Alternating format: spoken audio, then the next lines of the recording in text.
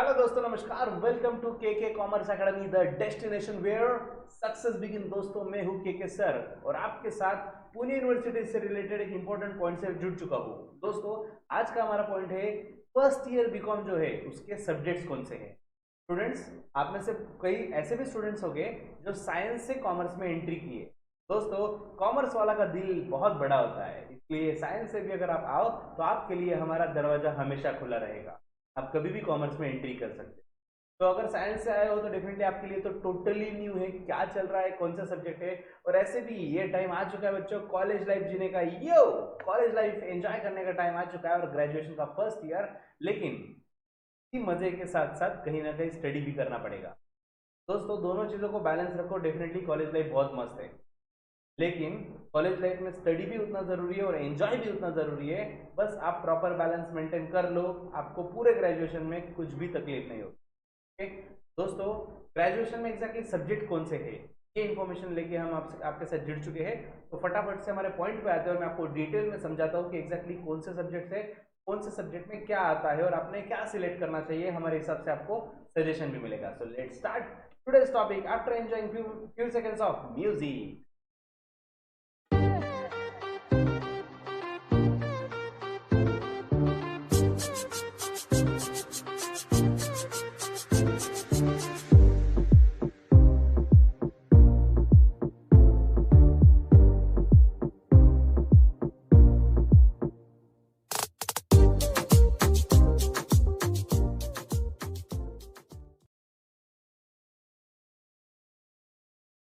Yes.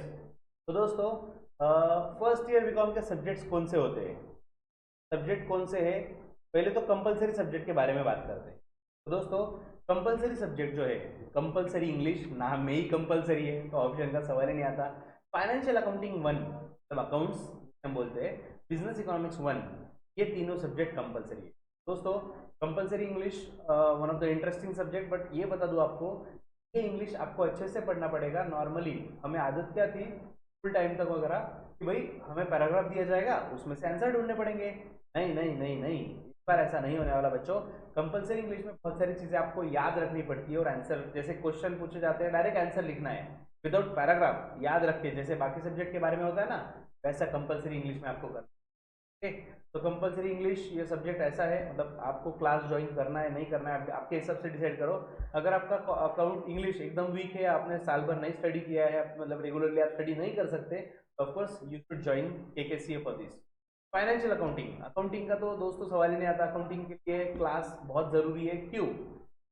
Basically 11th और 12th commerce जो था उसमें ऑफकोर्स अकाउंट सब्जेक्ट था, लेकिन दोस्तों तो फर्स्ट ईयर का अकाउंटिंग है वो थोड़ा सा अलग है। मतलब 11th 12th के बेस पे हो ही जाएगा आराम से, ऐसे टाइप नहीं है, इसमें अलग कंसेप्ट है, अलग चैप्टर है।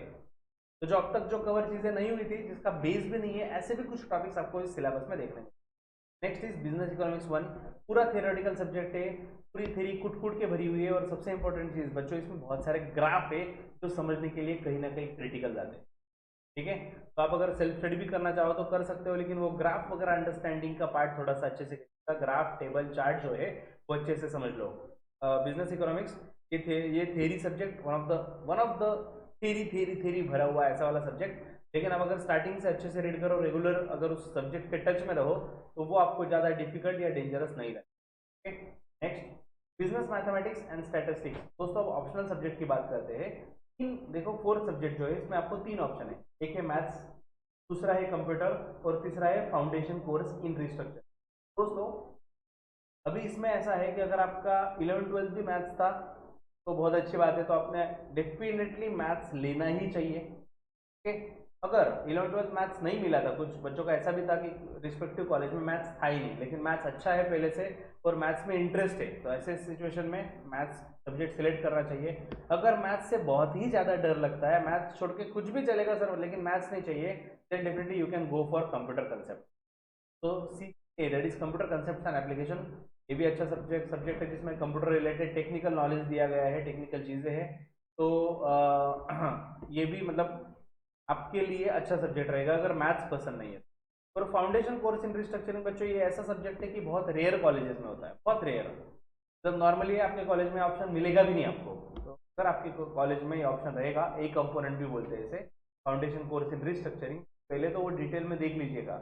इसके तो बुक्स भी नहीं मिलते बच्चों, फाउंडेशन कोर्स के बुक्स मिलना भी बहुत रेयर है, बहुत रेयरली बुक मिलते हैं।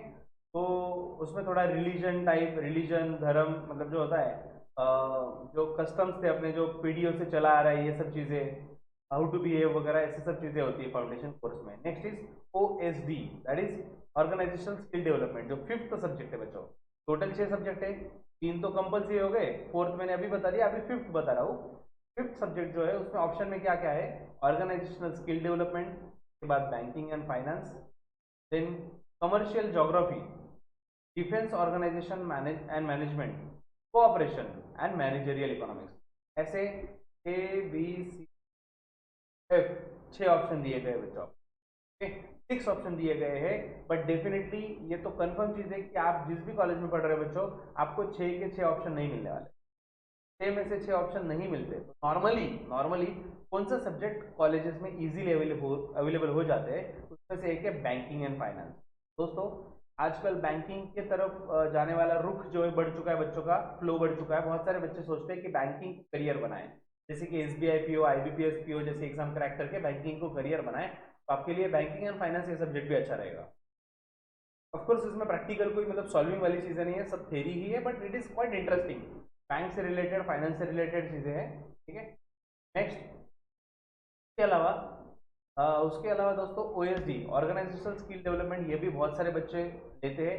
अगर पिछले जो बच्चे हमारे बैच के उनका ट्रैक रिकॉर्ड अगर हम देखें, हिस्ट्री देखें, तो most of the student, near about 25-30% student कम से कम OSD, organisational skill development subject लिया गया था। ओके, तो नाम से ही समझ रहा है ऑर्गेनाइजेशनल स्किल। तो दोस्तों अगर कोई ऑर्गेनाइजेशन रन करनी है, जैसे कि लीडरशिप होना चाहिए, डिसीजन मेकिंग पावर होना चाहिए, तो ये जो होता है ना लीडर के स्किल्स, ये ऑर्गेनाइजेशन रिलेटेड स्किल, ये सब्जेक्ट हो गया। ठीक है, इसमें रियल लाइफ जो बिजनेस अगर हम हैंडल करेंगे तो कैसे हैंडल करेंगे, कौन से स्किल होनी चाहिए, ये सब इंफॉर्मेशन तो भी पढ़ने में मजा आएगा।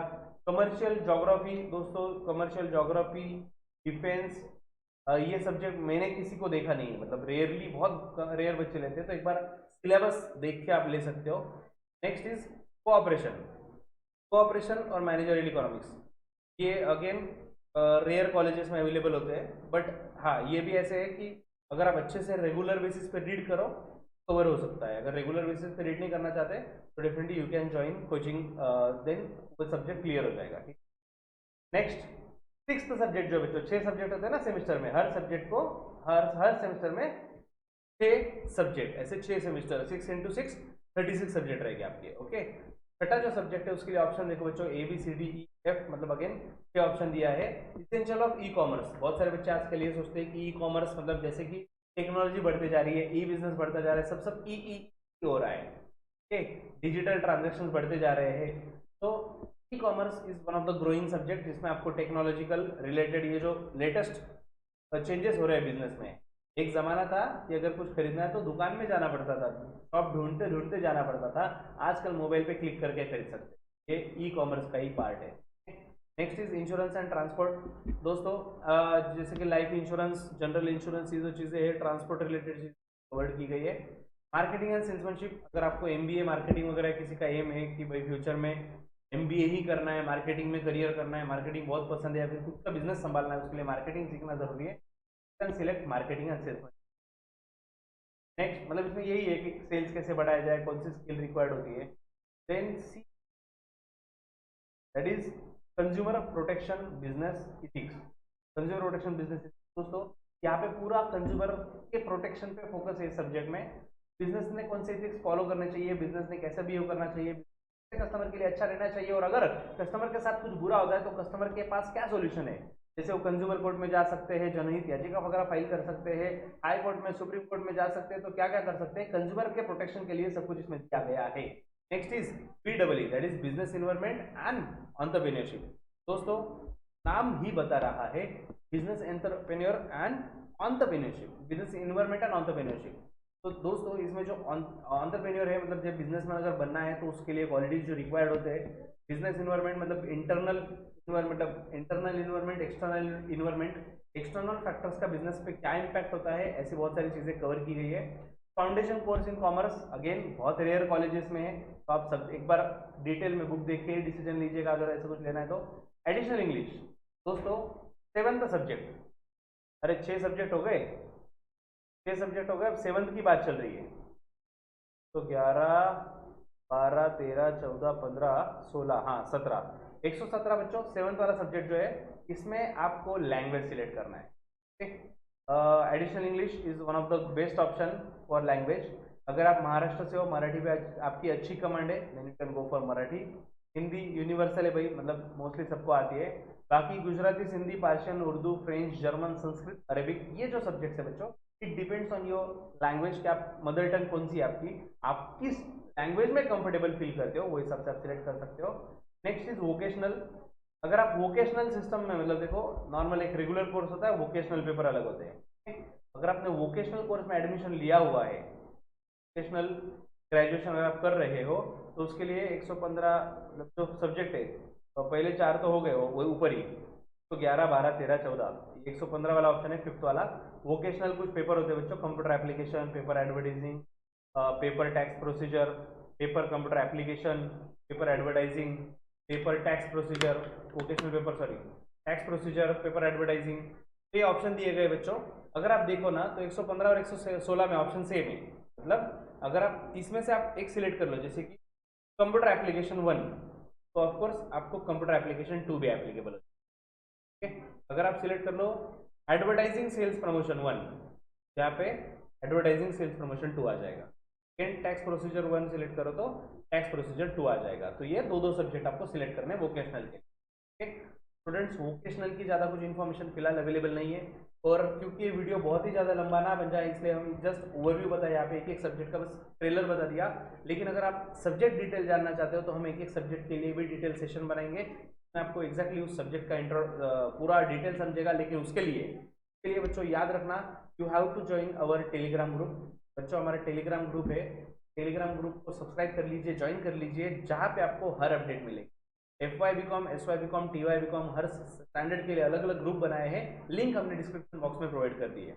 तो दोस्तों उस ग्रुप में ज्वाइन हो जाएंगे, जहाँ पे हमने डिटेल पूरा जो PDF है पुणे यूनिवर्सिटी से मिला हुआ वो अपलोड किया हुआ है, जिसमें आप हर सब्जेक्ट की डिटेल, कौन सा सब्जेक्ट कितने मार्क्स के लिए आता है, ओके उसका वेटेज, उसमें चैप्टर्स के नाम, चैप्टर का कंटेंट, ऐसा बहुत कुछ दिया हुआ है एक ही सिंगल PDF में। क्लियर PDF आपको हमारे टेलीग्राम ग्रुप में ज्वाइन दिस। एंड दोस्तों फिलहाल हमारे बैचेस ऑफलाइन और ऑनलाइन दोनों फॉर्मेट में चल रहे हैं, तो जल्दी से आपका एडमिशन बुक कीजिए। कुछ भी डाउट होगा तो आप इस नंबर पे कांटेक्ट कर सकते हो, 848383822271 नंबर पे कांटेक्ट करिए और आपके डाउट्स क्लियर करिए। तो be a part of KKCA। Bye bye.